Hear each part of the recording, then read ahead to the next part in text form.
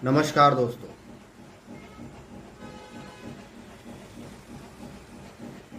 जब एक नेता ने एटम बम छोड़ा तो देश चौंका,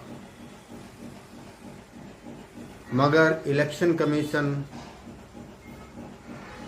ने उससे शपथ पत्र मांग लिया। तो बात महज राजनीति की नहीं रह जाती है, संविधान और सत्य की परीक्षा बन जाती है। क्या राहुल गांधी के आरोप सिर्फ नारे थे या कुछ और? राहुल गांधी के इस बम को फोड़ने के साथ ही इलेक्शन कमीशन ने एक शपथ पत्र भेज दिया। क्या आप इसको साइन कर दीजिए। सरकार भी हिलने लगी और इलेक्शन के कमीशन के पक्ष में आ गई। ये सीधा सा सवाल इलेक्शन कमीशन से था, तो सरकार को इसमें दखलंदाजी करनी नहीं चाहिए कायदे में। तो फिर भी राहुल गांधी ने प्रेस कॉन्फ्रेंस में कहा कि कांग्रेस पार्टी ने बेंगलुरु की महादेवपुरा विधानसभा में एक सटीक तकनीक स्टडी करवाई, जिससे 5 प्रकार की गड़बड़ियां सामने आई। नंबर 1, डुप्लीकेट वोटर्स, जिनकी संख्या उन्होंने 11,965 बताई। डुप्लीकेट वोटर वो जो एक ही व्यक्ति का नाम एक से ज़्यादा जगह पर वोटर लिस्ट में। इनवैलिड एड्रेस, 40,009 ऐसे पते थे जो अस्तित्व में नहीं है या वोटर वहां नहीं रहते। 40,009। तीसरा है मल्टीपल वोटर्स, मतलब एक ही मकान में 20, 25, 50, 80 से ज़्यादा वोटर रजिस्टर्ड हैं। ऐसे पते निकले 10,452।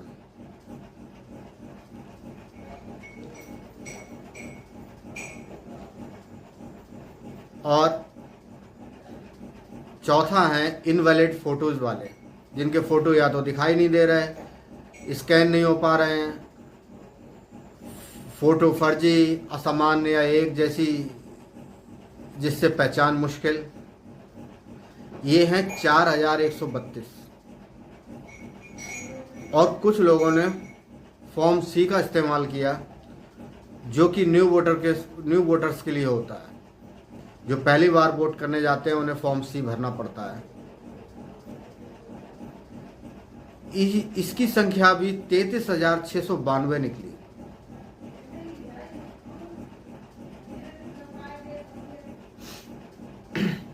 टोटल वोटर जो हैं वो 1,02,50। राहुल गांधी का दावा है कि भाजपा को मिली जीत इसी चोरी के कारण संभव हुई। सीधा आरोप है, ये सीधा लोकतंत्र पर हमला है और चुनाव आयोग देश के खिलाफ काम कर रहा है। ये देशद्रोह है। ये राहुल गांधी के शब्द हैं। चुनाव आयोग ने जवाब दिया, प्रतिक्रिया अपनी दिखाई कि राहुल गांधी के आरोप निराधार और प्रतिदिन दोहराए जाने वाले हैं। ईसी ने राज्यों को निर्देश दिया कि वे ऐसा अवांछनीय दखल से प्रभावित ना हो। देखें आप, ये निष्पक्षता से काम कर रहे हैं और साक्ष्य के बिना लगाए गए आरोपों को गंभीरता से ना लिया जाए। आप अपनी टीम को भी यही समझा रहे हैं। जो आरोप है उसका खंडन कीजिए, जांच कीजिए, देखिए। राहुल गांधी ने इस पर 6 महीने काम किया। जिस तरह से आपसे मांगा गया था, आपने उन्हें वैसा कुछ भी नहीं दिया। डिजिटली आपने कुछ नहीं दिया, सब मैनुअली पकड़ा दिया।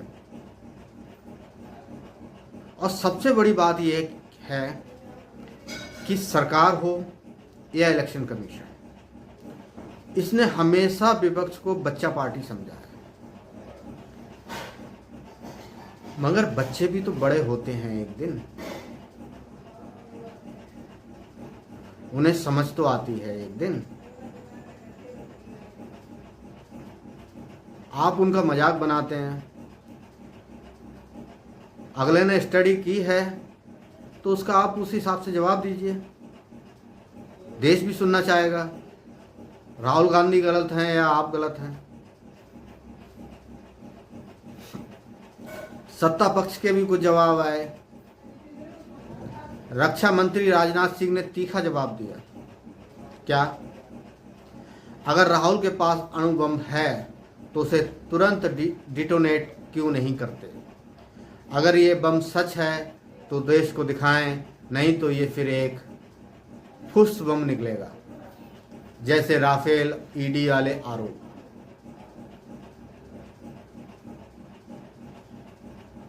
अब ये जिम्मेदारी तो आपकी बनती है कि आप इस आरोप की जांच करें, सच देश के सामने लाएं। बीजेपी के प्रवक्ता कहाँ पीछे रहने वाले हैं? उन्होंने भी वही कहा। एक कांग्रेस की हताशा है जो हार के डर से लोकतंत्र पर सवाल उठा रही है। ये वही पार्टी है जो खुद इमरजेंसी लगाकर चुनाव आयोग को दबा चुकी है। वो अगर ऐसा कर चुकी है तो उसका दंड भी वो भोग ही रही है। अगर वो ऐसा ना करती तो आज आप सत्ता में नहीं होते। उसने किया तो आप हैं, मगर आप भी वही करेंगे तो कैसे चलेगा? राहुल गांधी के आरोप अभी तक एक क्षेत्र तक सीमित हैं। उन्होंने आंकड़े तो रखे पर कोई संवैधानिक प्रक्रिया, आरटीआई, कोर्ट, पीआईएल ऐसा कुछ भी शुरू नहीं किया। ईसी और सत्ता पक्ष इसे राजनीतिक नौटंकी बता रहे हैं। बिल्कुल आपके लिए नौटंकी ही होगी, लेकिन जवाब नहीं देंगे आप। लोग जवाब चाहते हैं तुरंत, मगर वो जवाब नहीं देंगे। आप पलटवार करते हैं। ये अणु बम है या सिर्फ चुनावी शोर, इसका फैसला आप जनता नहीं, न्यायपालिका या चुनाव आयोग की निष्पक्ष जांच से होगा। कर्नाटक और महाराष्ट्र के मुख्य चुनाव अधिकारियों ने राहुल गांधी को शपथ पत्र देने के लिए लिखित अनुरोध भेजा है। इसमें उन्हें हस्ताक्षर सहित उन नामों की सूची देने को कहा गया है जो या तो वोटर सूची में गलत तरीके से शामिल किए गए हैं या निकाल दिए गए हैं, ताकि कानूनन कार्रवाई शुरू की जा सके। दस्तावेज में स्पष्ट चेतावनी है कि झूठा सबूत देने पर भारतीय दंड संहिता सेक्शन 227 और representation of the people act 1950 section 31 के तहत दंडनीय कार्रवाई हो सकती है। ये भी धमकी साथ में है।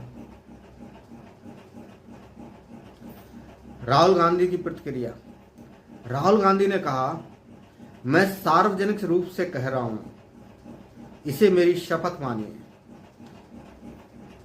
ये इलेक्शन कमीशन का डाटा है और हमने वह डाटा दिखाया है। उन्होंने इसकी न तो पुष्टि की और न ही खंडन। उनका कहना था कि ये डेटा चुनाव आयोग का ही है और अगर उसमें कोई खोट होता तो इसी उसे गलत साबित कर देता।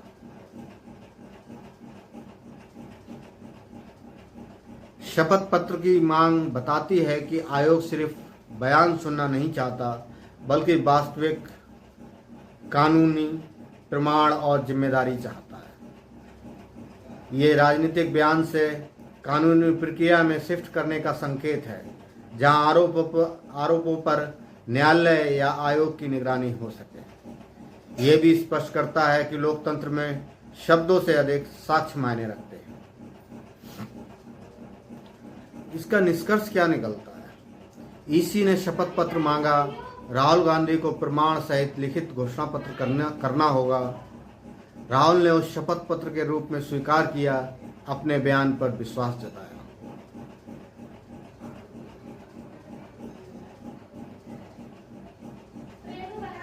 सुप्रीम कोर्ट या हाई कोर्ट में पीआईएल दायर करें। कांग्रेस को ऐसा करना चाहिए। सभी तकनीकी डेटा को ओपन सोर्स रूप में सार्वजनिक करें। ईसी से आरटीआई के तहत जवाब मांगे। अब ईसी को भी कुछ करना चाहिए। एक स्वतंत्र समिति बनाकर इन आरोपों की जांच करवाएं। राज्यों को निर्देश दें कि डुप्लीकेट फर्जी वोटरों को हटाने की प्रक्रिया तेज करें। मीडिया को भी कुछ करना चाहिए। इस मामले को सिर्फ राजनीतिक बयानबाजी मानकर नजरअंदाज ना करें। जांच की मांग करें ताकि लोकतंत्र की नींव मजबूत रहे। यही जनता को भी करना चाहिए। क्या राहुल गांधी का अणु बम भारत की लोकतांत्रिक नींव हिला देगा, या ये भी एक फुश बम निकलेगा? ये सवाल भी है आपके लिए और विचार भी है आपके लिए। विपक्ष आखिर है किस लिए? विपक्ष का काम ही क्या है? सरकार के हिसाब से तो उसको सोया रहना चाहिए, बोलना नहीं चाहिए, सरकार का समर्थन करना चाहिए। ये तो विपक्ष का काम नहीं है। विपक्ष का जो काम है विपक्ष कर रहा है। अब आप विपक्ष को जवाब दीजिए ताकि देश जनता सब समझ सकें कि विपक्ष सही है या गलत। अगर आपको ये पसंद आया हो तो चैनल को सब्सक्राइब करें, लाइक करें, शेयर करें। धन्यवाद।